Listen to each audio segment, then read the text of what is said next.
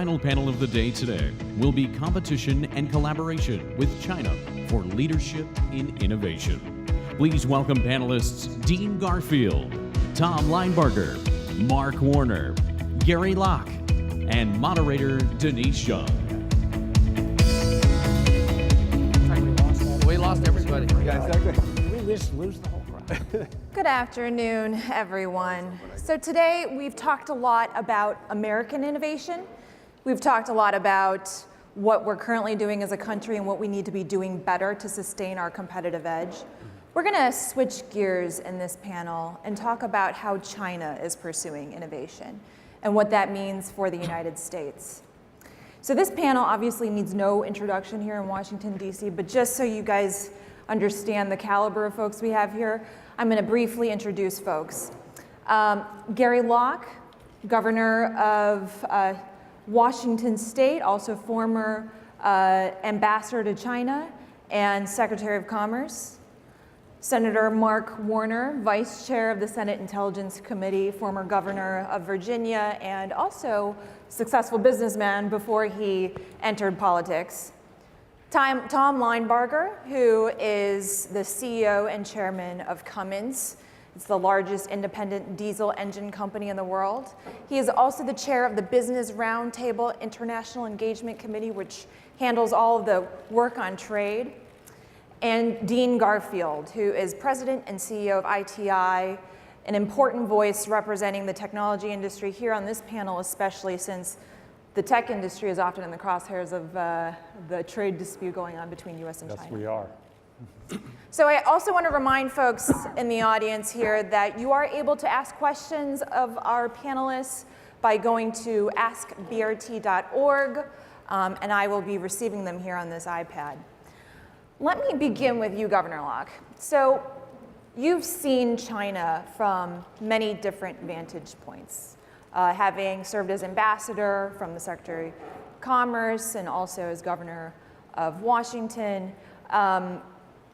Over the last 2 decades, China has gone through a tremendous transformation. In 2001, when they first entered the WTO, it was really a different country, a different economy. Now they are the second largest economy in the world. So can you just briefly sort of walk us through the evolution of China during the last 2 decades and the the US economic political relationship during that time? Well, since President Nixon's visit to China, or even President Carter's reestablishment of diplomatic relations 40 years ago this month, we've seen the most dramatic transformation the world has ever seen, social economic transformation, where 800 million people have been lifted out of poverty, and you have now 18,000 miles of high-speed rail built in just the last 10 years alone, skyscrapers with lobbies of Grand Hyatts on the 54th floor, and the list goes on, and so many Chinese companies that are now preeminent positions throughout the world. China is America's largest export destination outside of North America, and America is China's largest export destination, with exports to America exceeding exports to all of the EU countries combined. So China is really trying to reassert itself, reestablish its glorious past and its history. They believe they have been shamed and been stunted over the last several hundred years, and they're trying to reestablish themselves. And so our economies are so intertwined, but also they've long known that as they try to move from a subsistence farming, as they have gone to low-cost, low-wage, export-driven manufacturing, just as we have said that their future, and as they've looked at Japan and Taiwan and Mexico and Hong Kong, that their future is really in innovation as they move up the economic food chain, and that low-cost manufacturing will go to other places. So now they're really focusing on innovation, which creates the huge concern that we have here in America, whether it's security, whether it's intellectual property, whether it's dominance and leadership in our own high-tech innovation industries. Well, President Xi has made abundantly clear that innovation in key strategic technology areas is a huge focus for the Chinese government. Senator Warner, to what degree do you think China's aspirations to become the leader globally in innovation underpins the kind of tension that exists between the US and China right now on the economic front and on the political and security front as well. Well, there has been obviously some ongoing trade tension with the rise of China. And echoing what Gary just said, I mean, China's ascendancy is remarkable. I mean, you think about the notion it was 15, 20 years ago, roughly about a $2 trillion economy. Now it's closer to 15 trillion. And there's never been a country that's had this kind of remarkable development. In the innovation space, my concern has been three or fourfold. One, I still believe a lot of that innovation, at least the kind of base innovation, has come through intellectual property theft. Some of that through cyber, and part of that is a reflection of the fact that for the last 20 plus years, under now 3 administrations, we've had very little of a cyber doctrine in terms of how we would respond to near-peer adversaries like Russia and China, and they have been able to kind of almost steal with impunity. Secondly, my concern, again, more on the tech side, has been the number of American companies that in the rush to get access to the 1.4 billion people in China, the largest market around, that they've been willing to make sacrifices to get into that market that companies, not just American, but Western companies writ large, would not make to go into any other market in the world, and consequently have allowed shared development deals, transfer of technology that a company would not make breaking into India or breaking into the EU or anywhere else in the world. Third, and this is the part, and this is where Governor Locke and I have been friends for a long time, was sharing some of the concerns backstage. You know, I still believe at one level, yes, these two great economies, these two great societies, we need to find a way to work together and coexist. But my kind of notional idea that simply expansion of China, particularly on the technology front alone, was going to mean a closer collaboration I think is more frayed at this point. I think starting in 2015, in particular, as President Xi consolidated power, and I think President Xi is a different kind of leader in China than we've seen in the last 50 years, I think, as much concentration of power as Mao, potentially even more. But what we've seen with President Xi's consolidation is a real investment in next generation technology, 5G technology, artificial intelligence, quantum computing. And China is making the level of intellectual investment in these areas that is rapidly approaching passing the United States.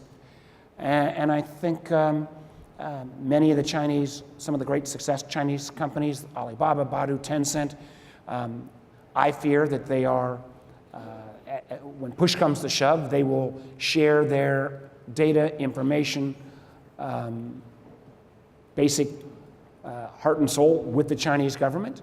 I think the intelligence community across the board has reached this consensus opinion. One of the things I'm trying to do is find ways to get some of that information declassified so we can share this information with the business community in a broader way. And one just last point about some of the challenge that we face. I think about this from a defense standpoint. America just passed a defense budget of $716 billion, largest in the world. I worry at times that we are buying in that defense budget a lot of 20th century stuff in terms of planes, tanks, guns, ships. Russia's got a defense budget of $70 billion. China's roughly 200-ish, depending on how you look at it. And I think a lot of the conflict in the 21st century will be in the realm of cyber and misinformation, disinformation, areas where Russia and China are already our peers.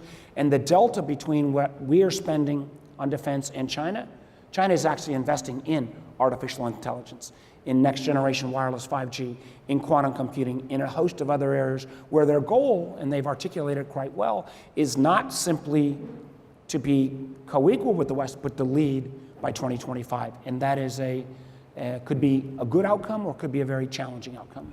I want to pick up on two things you talked about, which is forced technology transfer, IP theft, cyber attack, and turn to Tom to ask you to talk about this, because I know that China is a growing market for your industry.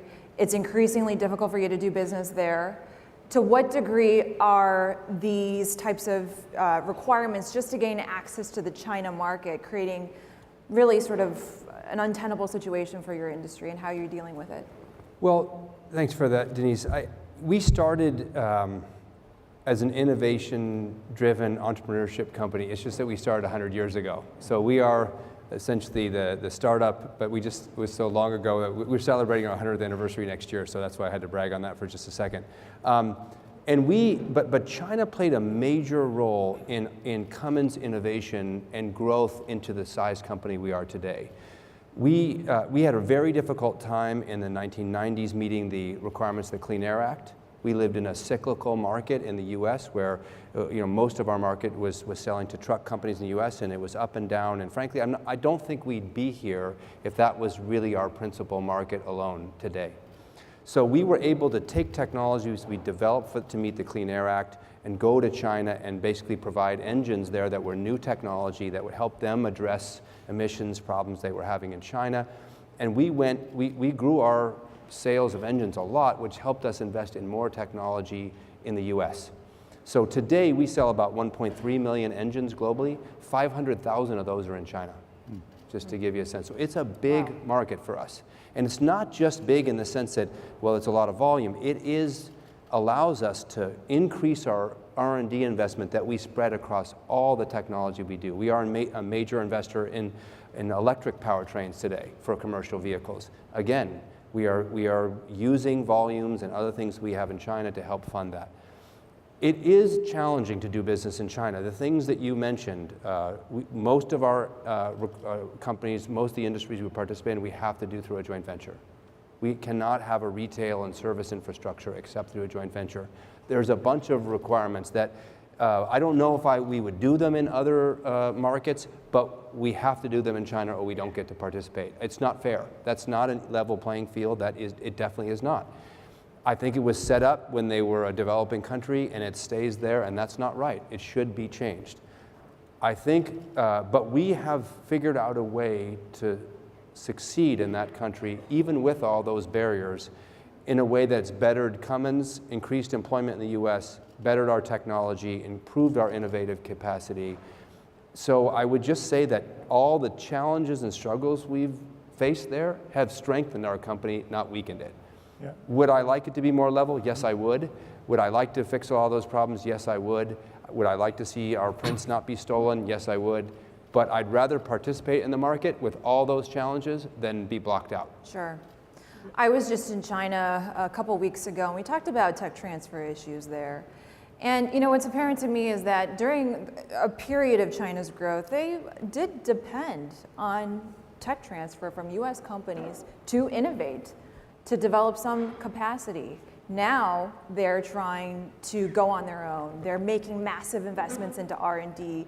They're directly subsidizing some strategic industries. They are training a workforce, building a truly world-class education system. They're trying to, at least, to compete with the United States. So Dean, I wanted to ask you, from your perspective, what are the most challenging aspects of China's approach to innovation right now for your industry in particular?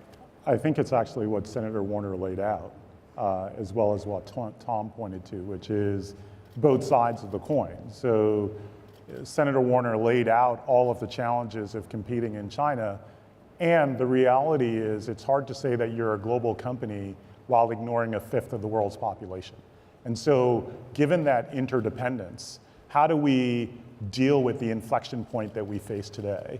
And I think putting pressure on China to create a market that is more free or open and reciprocal is the way to do that.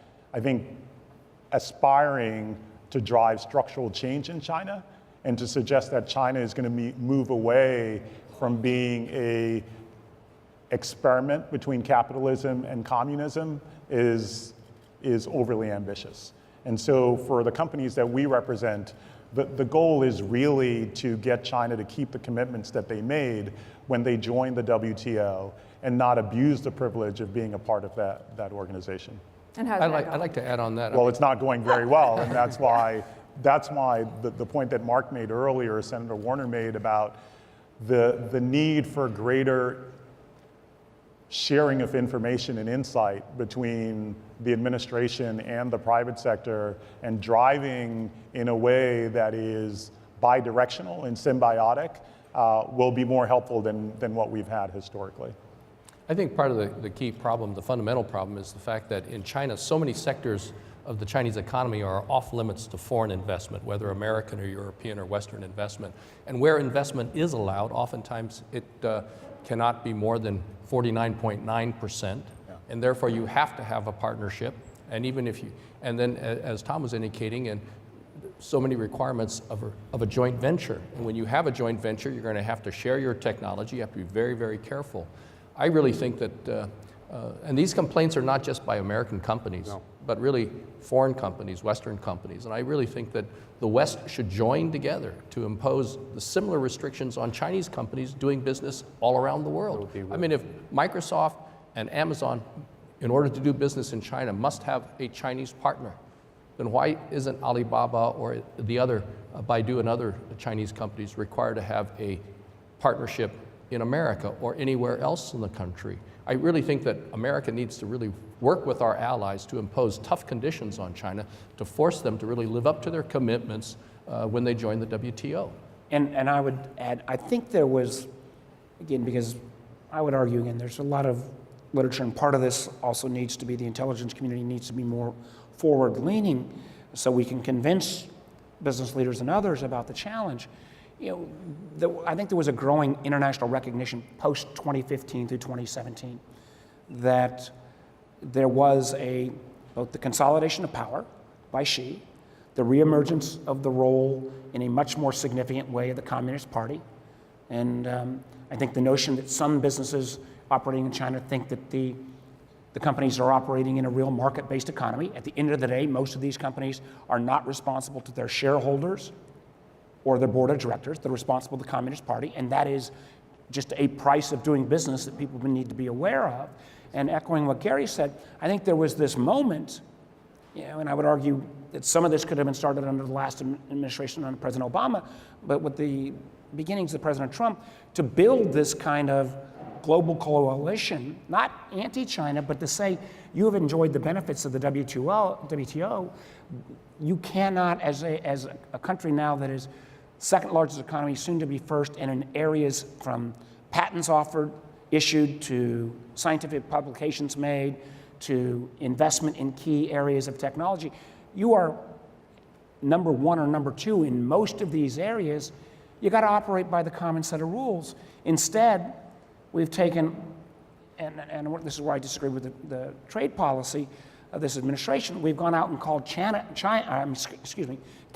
a national security risk under Section 232, and we've engaged in a battle on China around aluminum and steel, or about the need to try to purchase more agricultural products, key parts. My fear is the administration may give away the farm figuratively in terms of getting additional agricultural products and surrender the opportunity to actually take on where 21st century economy is going to be headed in technology and in innovation in areas like artificial intelligence, 5G, quantum, biotechnology. They've already the leader in facial recognition.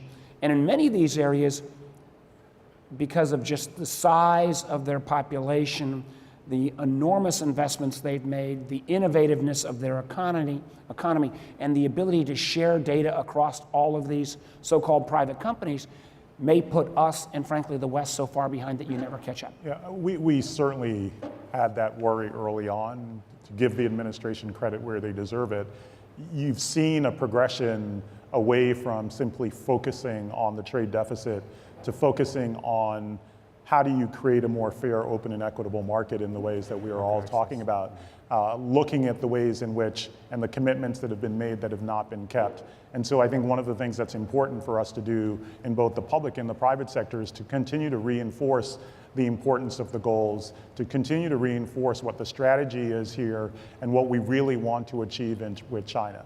I think all too often the focus is on things that are in some respects a distraction. So why are we criticizing China for having a long-term plan?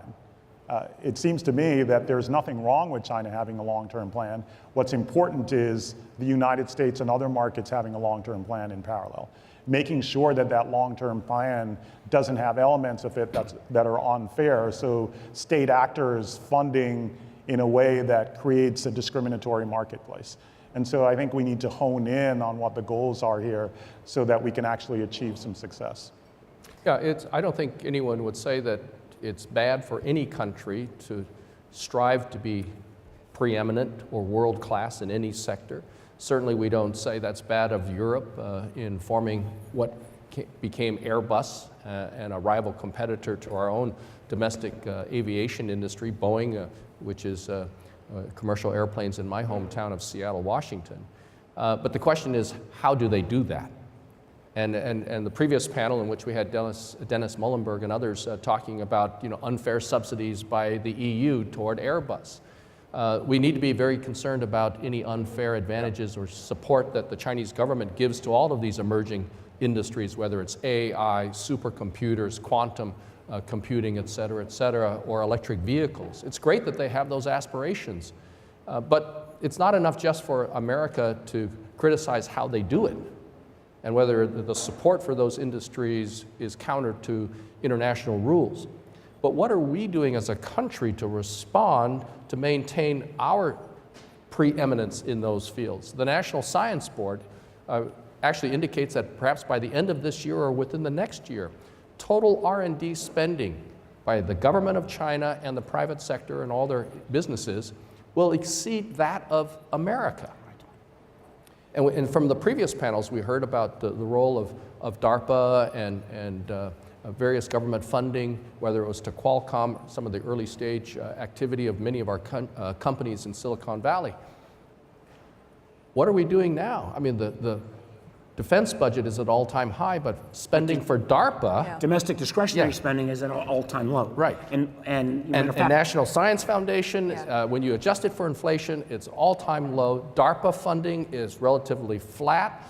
China, with only 4 times the population of America, has 8 times the number of graduates every year in STEM fields, and they're putting out massive outlays of money to entice the world's preeminent scientists to set up R&D facilities in China. And we were hearing from the earlier panel about the great adventures in space by Boeing and many other companies to actually have people on the moon, to have a mission to Mars. We really need another almost Apollo project that we had 60 years ago. But as you know, and again, not to segue over to kind of the budget battles, but right now, for every dollar you send here to Washington, about 7 cents on the non-defense side goes into education, infrastructure, and R&D.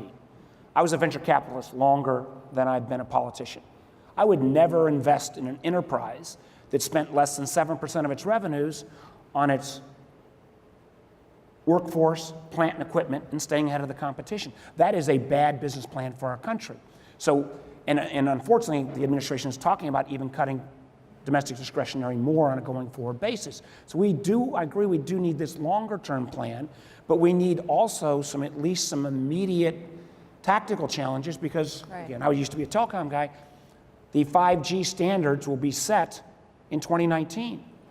And we grew up in a world where there was always Western equipment that dominated those markets, where now Huawei and ZTE, supported by China Telecom, though that debate about who's going to set the standards, and even if our best allies remain with Western equipment, if the balance of the world is driven with Chinese-based equipment that has been certified by our national security community as being a national security threat, that is not a long-term good outcome for our country, or for that matter, for the West. So when you think about competition between US and China for innovation, right, it's about competing on these sorts of metrics and indicators, of course, but it's also a competition of sort of governance models, right? A top-down directed approach to innovation where the government can seed massive amounts of funding, can direct resources, can tell companies what to do.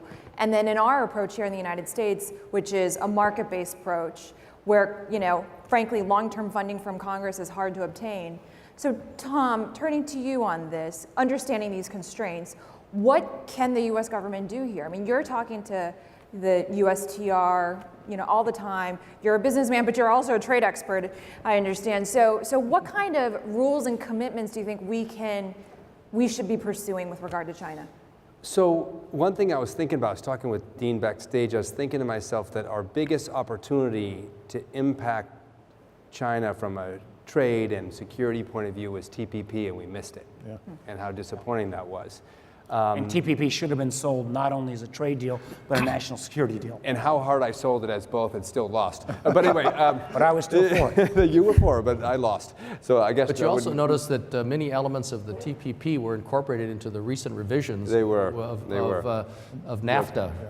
But I think that, because it goes to the question you asked, this question of TPP, because what we have essentially is two completely different systems with different sets of rules.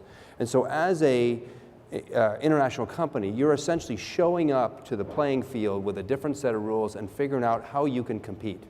And as Dean said, if you don't compete, you've now missed a gigantic, I mean, the biggest market for trucks anyway, 3 times the US. It's the biggest market in the world by far. You're out. And that means your volume is down by a lot, your ability to spend money on R&D is way down. So you want to find a way to compete, but you have to show up with a different strategy and a different team. But our competition in electrified power, I think, is instructive in why, just because everything is so centrally planned and subsidized, it doesn't necessarily mean a win for China. In electrified vehicles, for example, China has been subsidizing heavily the electrified cars and buses and commercial vehicles that I participate in. And they have, I mean, I would say 9 of every 10, at least commercial vehicles, electric vehicles sold, has been sold in China. 9 of every 10. And that's because there's just so much subsidy in the market. But if I look at the electric vehicles that are going to win long run, that are going to actually replace diesel or gasoline or natural gas vehicles, the ones that are being produced in China aren't going to win. And the reason is they don't have to compete.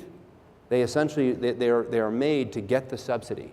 And because the companies producing them are essentially trying to meet the government's requirement to say, I will have so many new energy vehicles by the end of this quarter or the end of this year. And again, it's not that they aren't learning things, because they are. They're investing, they're learning, but they aren't at the edge of competition. They don't feel the knife every day. Like, if I don't beat this, I don't get to sell one. That's absolutely right. And so when we have to sell one, if it doesn't win, if it doesn't beat the things that are out there, we can't sell any, 0. And what's more, we have to figure out how to do it with our current R&D budget, with our, with all the constraints of the capital markets. We may not win, but if we do, we will be lean and mean and tough.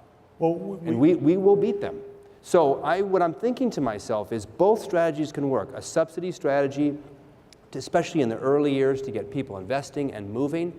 But just remember that Chinese companies have all these government requirements to meet. They have to go to meetings of the government all the time and be told how to say things and how to do things. They have to invest in stuff that makes no sense, and they're doing all. And we don't have to do any of those things. I can go to a meeting with Senator Warner if I want to, and I don't have to if I don't want to.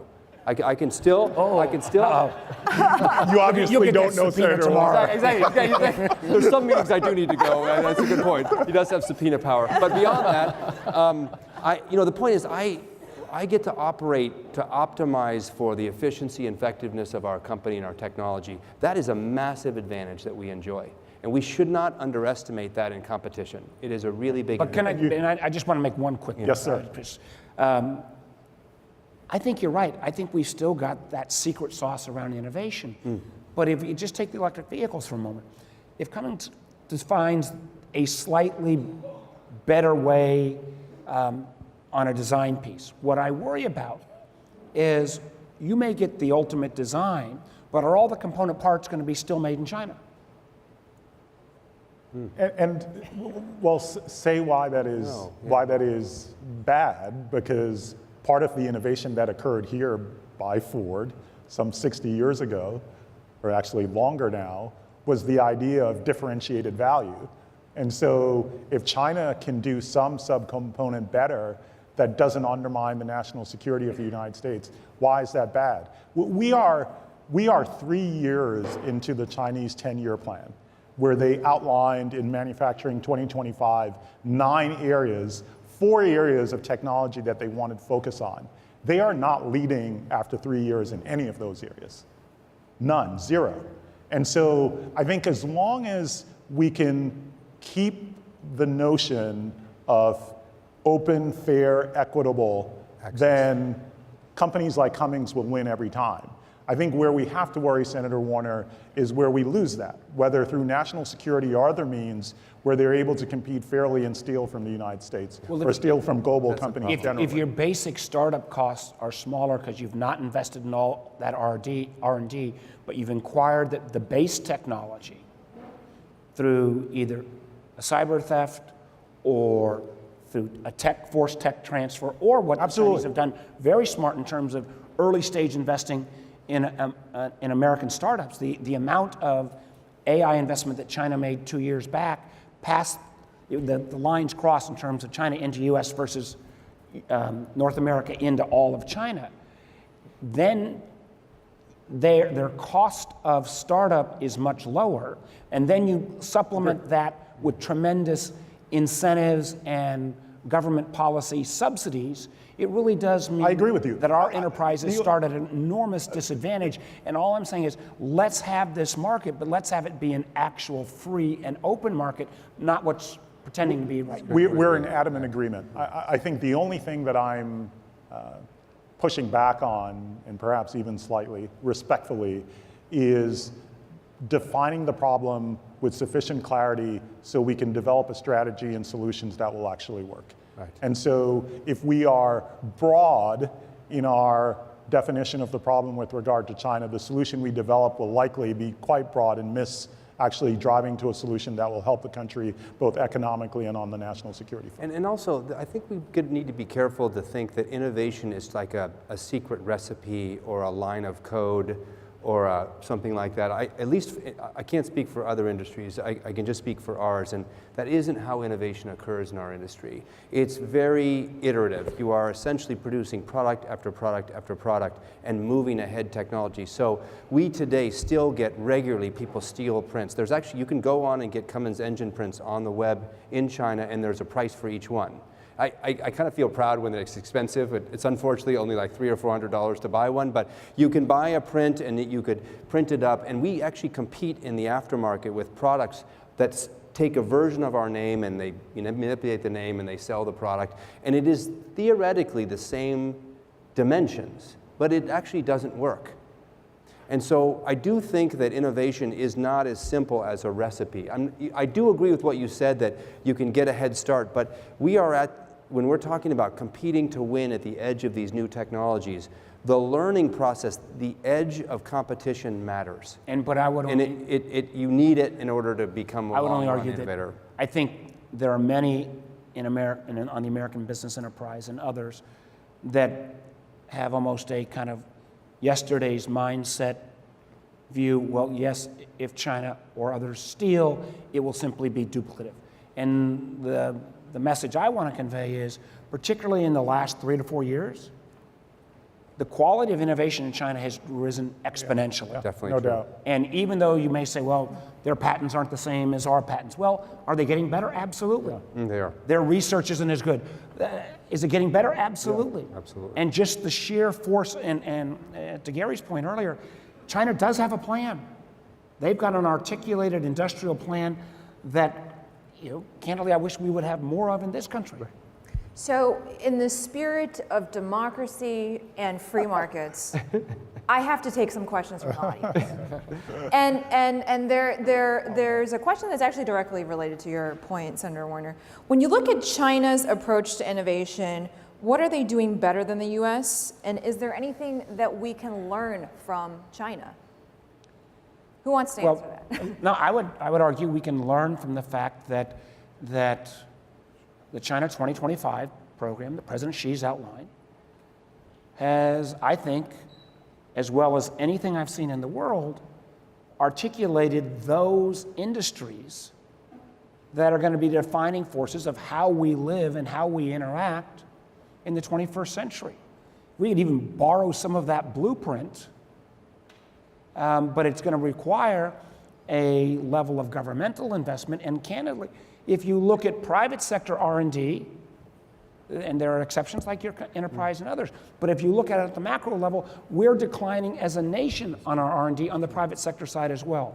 So we both have to pick our areas of expertise, or pick our areas. I think we could maybe borrow some from China, but also find ways to incent from both tax code basis and encouragement. And frankly, part of that goes into the whole notion of, can we turn our capital markets back towards long-term value creation over the constant pressure on short-term quarterly results only, because you've got pressures that you wouldn't have had 50 years ago, just even within the private sector in terms of R&D. Yeah, building on that, I think the notion of mobilizing an all-in national effort around frontier innovations. So a year and a half ago, China decided that AI was a national priority. And the result of that was not only investment from the government, but there were 14 different municipalities in China that decided they were going to create AI frontier innovation zones. And so the notion of creating national imperatives, like getting to the moon, is something that I think they do well, that we can certainly relearn. Yeah, I want to follow up on that. And Dean, you took the phrase out of my mouth. I really think that just as we said, we're going to put a man on the moon by the end of the decade. John F. Kennedy said, we're going to put a man on the moon by the end of the 60s. We need to have that type of moonshot commitment in a variety of different sectors and industries that are, and technologies of the future, whether it's going to be energy efficiency, clean energy, whether it's in biotechnology, whether it's in AI, supercomputers, quantum computing, quantum encryption, and the list goes on and on. We need to have a moonshot goal in a variety of different areas and look at the partnership that government and private sector and universities can play, providing that impetus and that coordination. I guess we should give the BRT. Part of that is also you go. is Sorry. kind of America getting its mojo back. Who has not been to China? And it's been a while for me, but I just remember when I was there riding on the high-speed rail to the airport in Shanghai and saying, oh my God, isn't this great? And everybody says, well, of course we can never do it in America. That is the antithesis of what was great about our country for so long, and that notion of can do. And we do need, and this is where, where the governmental sector has to be better in terms of, if there are areas of national priority, there needs to be, whether it's licensing or approval process, in an expedited process, so that even if we can find the dollars, it doesn't take us 20 years to get a project done. Yeah, Gary, I think the difference between John F. Kennedy's invitation and invocation and now is the need for the public and the private sector to do it together. Yep. And that's where BRT's effort around today and more broadly is particularly important, and having conversations like this that include both is critical. I wanted to add something controversial, which is that I think what I notice in China is that the government and the government leaders feel accountable for economic growth. They feel like if they don't deliver economic growth, they eventually don't stay in power. And I think it's not, in other words, it's not just up to the private sector on their own. And this may be following up on your point. The public sector feels accountable for delivering growth and well-being to the citizens of the country, down to where if we aren't doing it, we have to change plans. We're not going to sit and argue. We're going to get, if it's STEM investment, whatever, we have to have infrastructure, we have to have growth. And I do think that as a public sector and a private sector, we have to commit, as Jamie said earlier today, we have to commit to increasing the growth rate and bringing more people up in this world, so there isn't this difference of like it's a great America for some people and not a great America for others. If people aren't winning, they're not happy. And I just think that the Chinese government feels accountable for that. Yeah. And that would be something that we should be trying to emulate here in this country, I think. Back to you, Senator Warner. Well, I would, some level I agree. On the other level, there are, just as when we had our enormous spurts of growth and only after the fact realized that we didn't factor in some of the external cost. I mean, there is, massive challenges in China. There's challenges as people move from the west to the east. Gary talks about the 800 million people that have been taken out of poverty. There are still hundreds of millions of folks who are concerned about the migratory areas, the enormous environmental costs that take place in China. Candidly, the lack of any kind of personal freedom and there's sense of problems. democracy are not things that I think I'm ready to trade away. I would not trade either. Don't trade. But we do need this collaborative sense that, quite frankly, does not exist the way it should in this country at this point. So, as we all know, I think many here in Washington are waiting on the edge of their seats, waiting to see what happens at the end of the 90-day truce between U.S. and China and our ongoing trade war. What do you, and this is the last question, I'd love to hear from all of you. What do you think should be the U.S. approach going into this 90-day period? What should we be putting on the table? What should we be asking for? How can we position ourselves to have the most leverage during this time? Do you want to just go down the line? Go down the line. I would say, I would hope that there would be a high degree of clarity and singularity of message and commitment. I think the law enforcement activities of last evening certainly complicate the likelihood of success, but I remain optimistic if we're clear about the problem as well as the solution and strategy we're driving towards. I think for me, that we should be thinking about pragmatic market access. I think you've heard this from everyone. Like, what are our goals in the near term, this 90-day term? What can we do to increase practical market access for American businesses in China? And what can we get them to practically stop doing that's just unfair practices like stealing IP, et cetera? And what steps would they take in the next, say, 90, 180 days that we would consider good enough that we would move from tariffs and carpet bombing to negotiation? Because I think as soon as we're into negotiation and engagement, the chances for win-win solutions go up. The more we're into tariff and carpet bombing, the more likely we don't get anywhere. So that doesn't mean we can't just walk away with no progress. I just mean, are we clear? What progress do we want? What's good enough? And does it get more market access and solve some of the really key problems we have? I hope we have clarity on our team about that, and I think that's what we should be aiming for. I fear at the end of the 90 days, since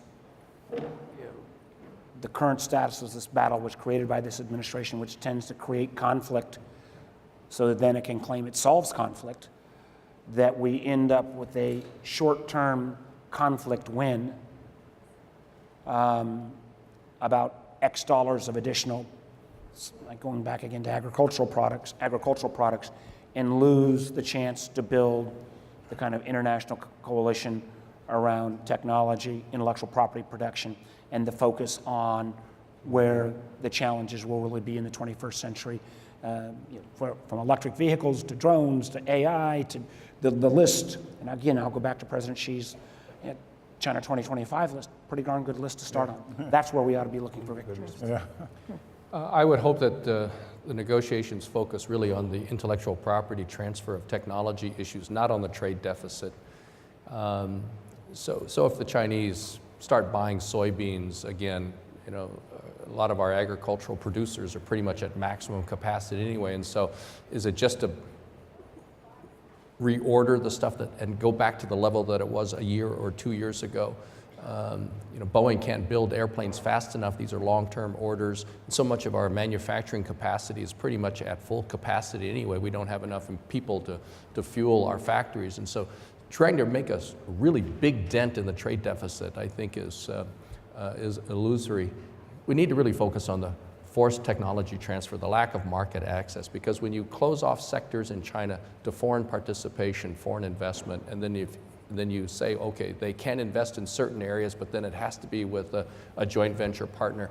That's where the forced technology transfer takes place. I mean, if Cummins wants to share technology, that should be their decision, should not be forced upon them through these requirements of joint ventures. So I think that's the key. And to Tom's point earlier, China loses in that dynamic as well because they're not facing competition in a way that helps. And so it ends up being a lose-lose instead of the win-win that Tom talked about. Yes. I also want to point out what Dean was talking about, the law enforcement action. It was just reported that the CFO of Huawei was arrested in Canada at the request of the United States and is in the process of perhaps being extradited to the United States because Huawei has been alleged to have violated Iran sanctions. I'm very concerned that that's just going to ratchet this trade war and make negotiations much more difficult. Does that mean that if some of the EU countries, because they support the agreement with Iran for Iran to not develop a nuclear weapon, and many people in Europe are openly talking about forming a way in which a mechanism by which trade could continue with Iran, does that mean that we're going to start arresting CFOs and CEOs and COOs of major corporations in Europe that are doing trade with Iran? So this is a really, I think, a really hot button, almost a grenade with respect to the 90-day negotiations that we're seeing. And now I'm hearing warnings that American business people should think twice about traveling to China these days, or at least in the near-term future. Well, we've covered a lot of ground on this panel. I think we have our work cut out for us in terms of, the business community, the government, academia, all sort of the key stakeholders working together to make sure that we shore up our own house when it comes to innovation. Also at the same time protecting our industry and making sure that they can continue to be competitive in China and elsewhere globally, really. And then finally, this ongoing trade dispute between U.S. and China, we've just got our work cut out for us. So thank you for sharing your insights. Can I make a brief public announcement? If Of course. Senator Warner calls a meeting, I will be attending. Deal. Yeah, because there's going to be a subpoena. All right, well, thank you all very much. I'll come voluntarily. Thank you. Thank you. Thank you.